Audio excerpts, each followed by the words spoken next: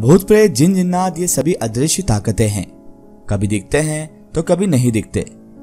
बहुत से लोगों ने सुना होगा कि किसी के ऊपर जिन जिन्नात सवार हो गए या किसी को जिन जिन्नात का साया आ गया है। कोई जिन जिन्नात भूत प्रेत अच्छे होते हैं और कुछ बहुत बुरे होते हैं। जो बुरे होते हैं वो इंसान को हमेशा परेशानी में ही झोंक देते हैं। जिन जिन्नात का वजूद सब जगह से साबित है। हर धर्म हर मजहब के लोग ये मानते हैं कि हमारे अलावा इस दुनिया में दूसरी मखलूकात भी मौजूद है और वो वक्तन वक्ता अपनी मौजूदगी का एहसास हमें दिलाती रहती है। उसी तरह जिन जिन्नात भी एक कुदरत की बनाई हुई मखलूक है, एक ऐसी मखलूक जो इंसान से कई गुना ज्यादा ताकतवर और कई गुना ज्यादा खतरनाक भी होती है। लेकिन उसके बावजूद मालिक ने इंसान को वो ताकत दी है कि वो इन जिन जिन्नात पर भी काबू पा सकता है या इन्हें भी भगा सकता है। आज की कहानी एक ऐसी कहानी है जिसे सुनकर आप लोग हैरानी में पड़ जाएंगे। क्या जिन जिन्नात भी किसी की हिफाजत कर सकते हैं? क्या जिन जिन्नात किसी को मौत से बचा सकते हैं? जी हाँ, ऐसा बिल्कुल होता है। ऐसा माना जाता है कि जिन जिन्नात को खुदा ने आग से पैदा किया, वो भी इस दुनिया का एक अंश है। जिस जमीन पर हम रहते हैं उसी जमीन पर और भी बहुत सी ताकतें मौजूद है। कई रूहानी ताकतें मौजूद हैं, जिन जिन्नात मौजूद है, खलाई मखलूक मौजूद है। इसके अलावा आत्माएं, भूत प्रेत, ये सब चीजें इस दुनिया में मौजूद हैं। कुछ ताकत तो हमें दिख जाती हैं जिसे हम अपनी आंखों से देख सकते हैं, पर कुछ ताकतें इस दुनिया में ऐसी भी हैं जिन्हें हम अपनी आंखों से कभी नहीं देख सकते, पर उसकी मौजूदगी का एहसास हमें जरूर होता रहता है। जो रूहानी ताकत होती है उसके बस में बहुत कुछ होता है। वो ताकत किसी के साथ कुछ भी कर सकती है। वे सभी ताकत इस धरती पर मौजूद है। इंसान के ऊपर निर्भर है कि वो अपनी आत्मा को कितना ताकतवर बना सकता है। हर धार्मिक किताब में आत्मा की ताकत को बढ़ाने का तरीका दिया है, बस उसका पालन करना होता है और उसे अमल में लाना होता है। लोग अपनी जिंदगी में जैसा चाहे वैसा अपनी आत्मा को बना सकते हैं, इसलिए मर जाने के बाद भी आत्मा किसी का भला या बुरा कर सकती है। जिन जिन्नात भी इसी तरह धरती पर रहते हैं जिस तरह इंसान रहते हैं। शायद वे हमेशा हमारे संपर्क में हैं, पर हम ही उनके संपर्क में नहीं हैं। जिन जिन्नात अच्छे भी होते हैं और बुरे भी। अच्छे जिन्नात हमेशा किसी की भलाई का काम करते हैं और बुरे हमेशा किसी का बुरा करते हैं। जिस तरह इंसानों में भी कई कैटेगरीज पाई जाती हैं, उसी तरह जिन्नातों में भी कई कैटेगरीज पाई जाती हैं। जिस तरह इंसान कई अच्छे होते हैं, कई सेल्फिश होते हैं और कई बुरे होते हैं, उसी तरह जिन्नातों में भी ऐसी कैटेगरीज पाई जाती है। आज की स्टोरी एक अच्छे जिन्नात की स्टोरी है जिसने मेरी जान बचाई थी, और ये कोई मनगढ़ंत कहानी या काल्पनिक कहानी नहीं है। ये एक बिल्कुल सच्ची कहानी है जो मेरे साथ गुजरी है। एक मेरी जिंदगी की सच्ची दास्तान, जिसे सुनने के बाद आप लोगों को भी यकीन हो जाएगा कि जिन्नात अच्छे भी होते हैं और बुरे भी। अभी तक आपने सिर्फ बुरे जिन्नातों का सुना होगा जो किसी पर आशिक हो गए और अपनी मकसद पूरा करके उसे बेगाना करके छोड़ गए, लेकिन आज मैं आपको एक अच्छे जिन्नात की कहानी सुनाने जा रहा हूँ जिसने मेरी जिंदगी बचाई। तो चलिए शुरू करते हैं आज की स्टोरी। मेरा नाम रोहित है। मैं बिहार का रहने वाला हूँ। मेरे आसपास के लोग अक्सर भूत प्रेत का चर्चा करते हैं। पहले मैं इन सब लोगों को पागल और अंधविश्वासी समझता था। सोचता था कि ये कितने पागल लोग हैं कि इस हाई टेक्निकल जमाने में भी ये लोग भूत प्रेत जिन जिन्नात ऐसी बातों पर यकीन रखते हैं।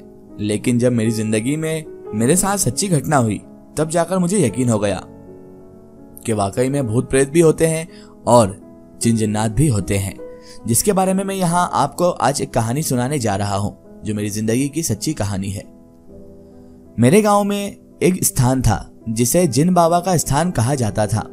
लोग कहते हैं कि जिन बाबा लोगों की रक्षा करते हैं। मुझे पहले इस बाबा के स्थान पर भी यकीन नहीं था। मुझे ऐसा लगता था शायद से ये भी लोगों की मनगढ़ंत बनाई हुई कहानी है। लोग यहाँ से अपना धंधा पानी चलाना चाहते हैं, इसीलिए लोग यहाँ पर इतना ज्यादा मनगढ़ंत कहानियां बना दिए हैं। मुझे पहले यही लगता था और ये सब अंधविश्वास लगता था, लेकिन बाद में मुझे इन सब चीजों पर विश्वास हो गया। जिन बाबा का स्थान नहर के पास है। मेरे गांव में एक नहर बहती है जिसके पास ही जिन बाबा का स्थान है। लोग उस रास्ते से आना जाना करते हैं। जब कोई राहगीर उस रास्ते से गुजरता है तो जिन बाबा को प्रणाम करके ही आगे बढ़ता है। लोगों का कहना है कि जिन बाबा का जिस जगह पर स्थान है, ठीक उससे पहले नाटू भूत का इलाका पड़ता है, जो कि बहुत ही बड़ा शैतान है। वो लोगों को परेशान करता है, राहगीर को किसी भी तरह नहर में ढकेल देता है और वो कई लोगों की जानें भी ले चुका है। जिससे राहगीर की मौत हो जाती है और लोग नाटू भूत से बचने के लिए जिन बाबा के स्थान पर चले जाते हैं। कई लोगों को नाटू भूत मौत के खाड़ उतार चुका है। लोग उस भूत के प्रकोप से बचने के लिए जिन बाबा के स्थान पर जाते हैं जहां पर उनकी जान बच जाती है। मैं भी एक बार नाटू भूत के चक्कर में फंस गया था। एक बार की बात है, मैं अपनी साइकिल से बाजार गया हुआ था। बाजार जाकर मुझे कुछ सामान खरीदना था। सामान खरीदने में मुझे शाम हो गई। शाम भी रात में तब्दील हो गई। मुझे अपने घर अब वापस जाना था। अपने घर वापस जाने के लिए मुझे नहर वाले रास्ते से होते हुए ही जाना पड़ता था, क्योंकि मेरा घर इकलौता उसी रास्ते से आता था। नहर वाला वही रास्ता जहां पर नाटू भूत का इलाका शुरू होता था। मुझे पहले नाटू भूत के इलाके को पार करना था, फिर उसके बाद जिन बाबा का स्थान शुरू हो जाता था। जिन बाबा का स्थान पहुंचने का मतलब घर सही सलामत पहुंच जाना था। मैं वैसे इन बातों पर यकीन तो नहीं करता था कि नाटू भूत है या जिन बाबा का स्थान है, लेकिन मुझे उस रात को सच्ची में उस डर का एहसास हुआ। मैं अपनी साइकिल उठाया और अपने घर की तरफ चल दिया। रात भी हो चुकी थी। चारों तरफ अंधेरा छा चुका था। हर तरफ सन्नाटा ही सन्नाटा, न बंदा न बंदे की जात। मैं साइकिल से अपने घर की तरफ जा रहा था। जैसे ही मैं नहर वाले रास्ते पर गया कि मुझे दूर से एक आदमी दिखा। मैंने सोचा कि इतनी रात को इस सुनसान जगह पर कौन है और यहाँ क्या कर रहा है। मुझे समझ नहीं आया कि यह हो सकता है कि कोई आदमी ना हो बल्कि कोई खलाई मखलूक हो, लेकिन मैं उस वक्त बिल्कुल भी इन सब चीजों पर विश्वास नहीं करता था। तो मैं साइकिल चलाता हुआ वहां पर पहुंचा। जैसे ही मैं उस आदमी वाली जगह से पार किया, मैंने देखा कि वो आदमी मुझे बहुत ही गौर से देख रहा है। मैं साइकिल चलाता हुआ वहां से गुजर गया, पर मैं जैसे ही नहर वाले रास्ते से कुछ दूर आ गया, मुझे वो आदमी फिर से दिखा। अब मुझे पूरा यकीन हो गया कि ये कोई आम इंसान नहीं है, ये जरूर कोई भूत होगा जो मुझे रास्ते में बार बार मिले जा रहा है। मैं उसे देखा और अंदर ही अंदर डर गया, क्योंकि नहर के जिस इलाके से मैं पार हो रहा था वो इलाका नाटू भूत का था। ये बात मैं अच्छी तरह से जानता था। मैं ये भी जान गया कि अगर ये नाटू भूत हुआ तो मुझे मार देगा और मेरी जान आज चली जाएगी।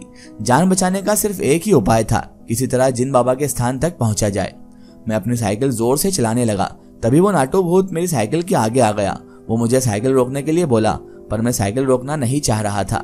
मैं अपनी साइकिल पूरी रफ्तार से चला रहा था। जैसे ही मैं उसके सामने से पार किया कि उसने एक जोरदार धक्का मुझे मारा। मैंने साइकिल के साथ जमीन पर गिर गया।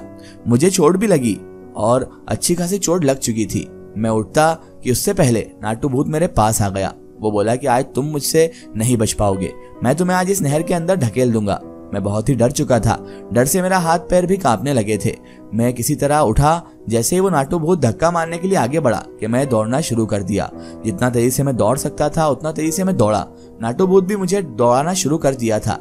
बार बार वो मुझे आवाज लगाता, ए लड़के रुकता है या नहीं, पर मैं रुकने वाला था ही नहीं। मैं तो अपनी रफ्तार से दौड़े जा रहा था। नाटू भूत बार बार कह रहा था कि पीछे मुड़कर देखो, पर मैं पीछे मुड़ा ही नहीं। मैं दौड़ते हुए सीधा जिन बाबा के स्थान के पास आ गया और वहां पर रुक गया। नाटू भूत भी मेरा पीछा करते हुए वहां तक आ गया। वो जिन बाबा के स्थान से कुछ दूर पर खड़ा हो गया और मुझे बोलने लगा कि जाओ, तुम्हारी किस्मत अच्छी थी जो आज बच गए, नहीं तो मैं तुम्हें मार देता।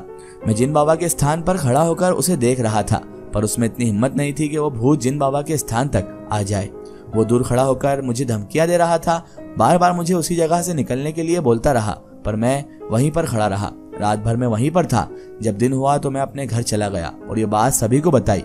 लोगों ने कहा कि तुम्हारी जान जिन बाबा ने बचा ली, नहीं तो तुम नाटू भूत के हाथों मारे जाते।